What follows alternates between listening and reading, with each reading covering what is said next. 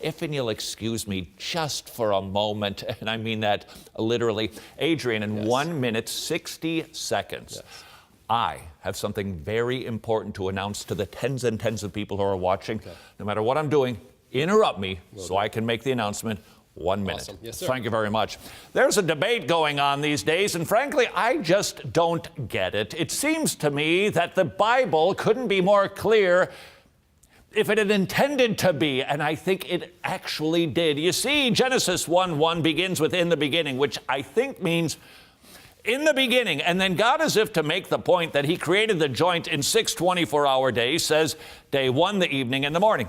Day 2, the evening and the morning. Day 3, etc., the evening and the morning. 6 24-hour days. Not that long ago, this entire universe spoken into existence ex nihilo, also out of nothing.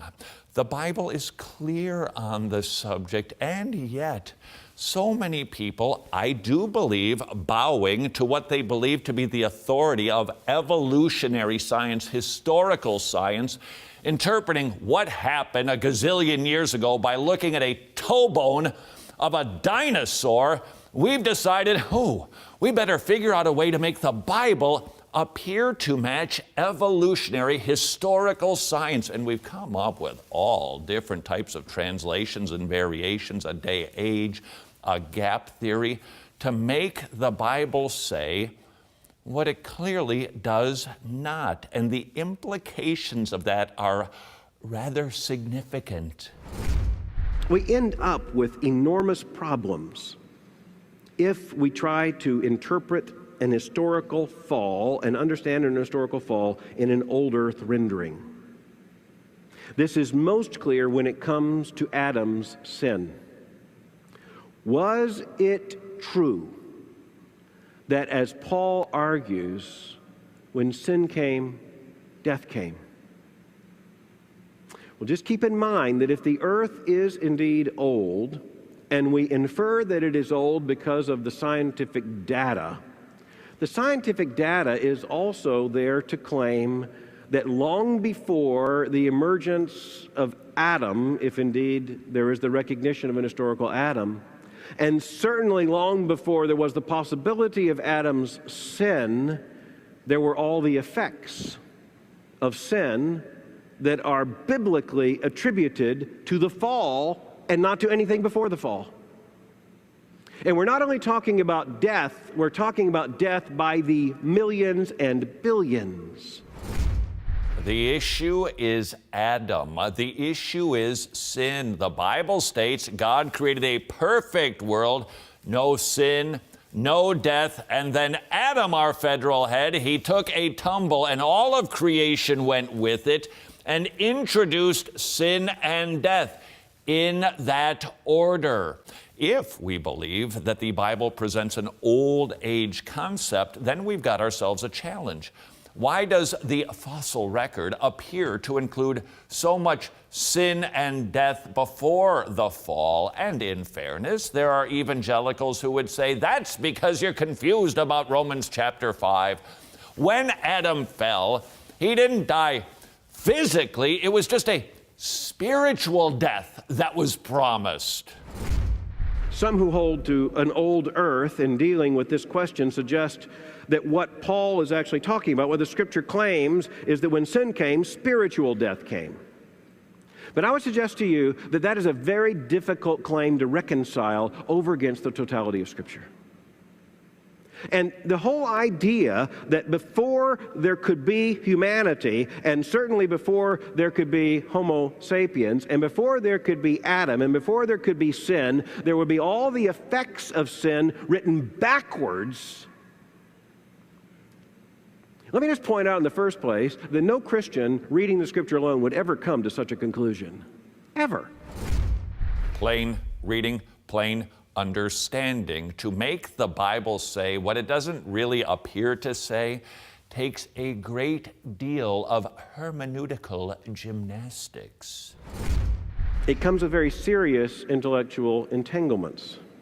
It is actually difficult, as is reflected by the fact that the contemporary conversation in terms of the age of the earth is requiring a redefinition of who Adam was. Interestingly, as I've looked at this question, I've been surprised, quite frankly, to see how many older evangelicals had already seen this and come to terms with it.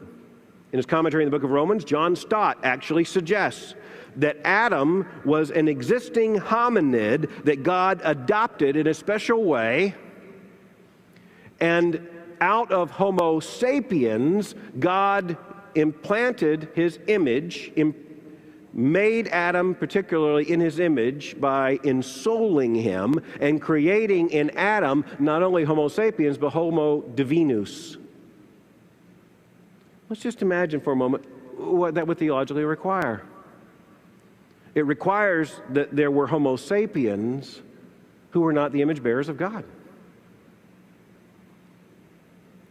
It requires an adoptionistic understanding of Adam rather than special creation of Adam.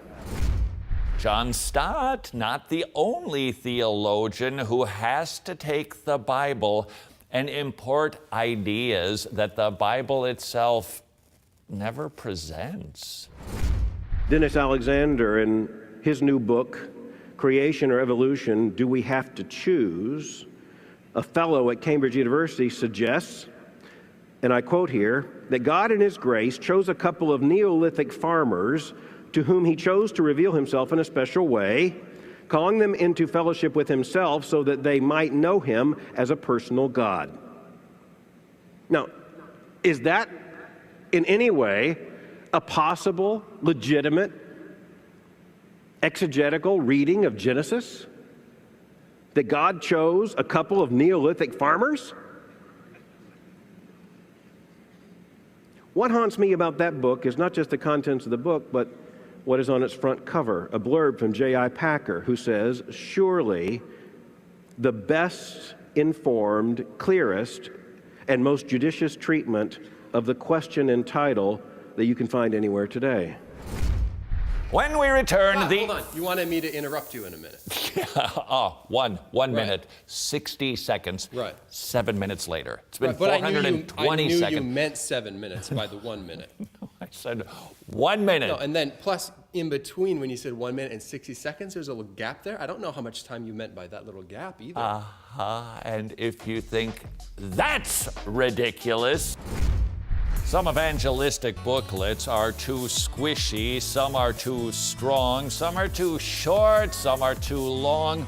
Don't stub your toe, it's just right. In other words, this is the gospel booklet that has been endorsed by the baby bear. You can get your copies to give to people you know who are not saved at wretched.org.